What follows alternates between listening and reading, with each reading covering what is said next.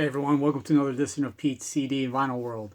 There's a thread going around, real short videos, I guess, about albums with hats on the cover. So I figure I'd just make a quick video. Seemed like something fun at the time. And actually going through my records, I realized that I don't have a lot that actually had people with hats on them, which is odd. But I just pulled 10 anyway, I think. So let's get started. First one, Cheech and Chong. Cheech right there. It's a pretty funny album, you know. I guess the art of the comedy album has sort of been lost. Not too many have come out, I don't think, since the 90s actually. But I remember as a kid listening to a lot of them, comedy albums. I always thought they were cool.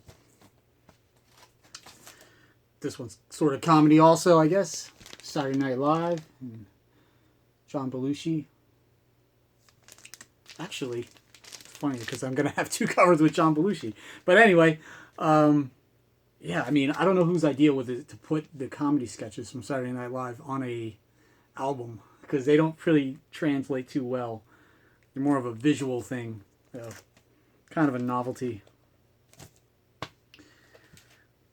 Next up, Mountain. Felix there. He was shot by his wife. She must have been some pain in the ass, huh?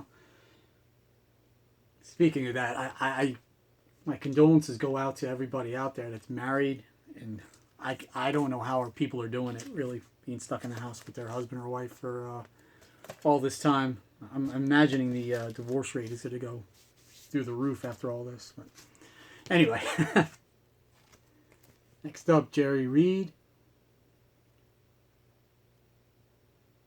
Doesn't get talked about much, but one of the all-time great guitar players.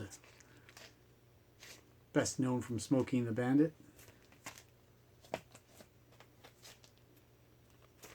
David Lee Roth. Skyscraper.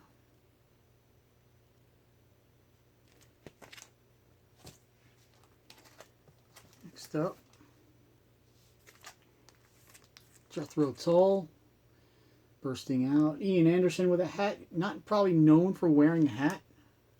Probably one of those spur of the moment things where he grabbed a hat maybe and threw it on. And all of a sudden it became the cover of the album.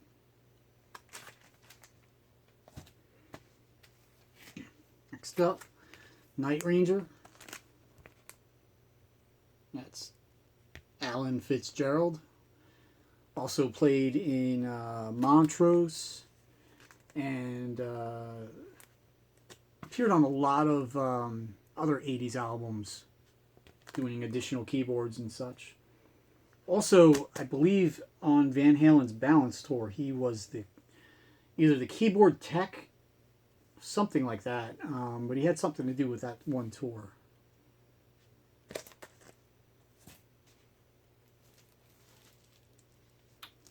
The Beach Boys. Got Al Jardine and Mike Love. Of course, Mike Love, of course, known for wearing a hat. I think he's been bald since he's about 12. This is I don't know where this is from, but it must be one of those cheapo double album collections, but it's got like every one of their hits you can possibly think of. Even through the late 60s, early 70s, so that's pretty cool. And got the Doobie Brothers there. Jeff Skunk, no, that's not Jeff Skunk Baxter. That's his lookalike, which is one of the drummers, I believe. That's Jeff Skunk Baxter. Yeah, that's one of the drummers, I think. And last but not least, we got a twofer here. The Blues Brothers. Pretty good album. This one's live. So anyway,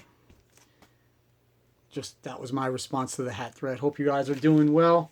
If you like these videos, please subscribe, and I'll talk to you soon. Thanks.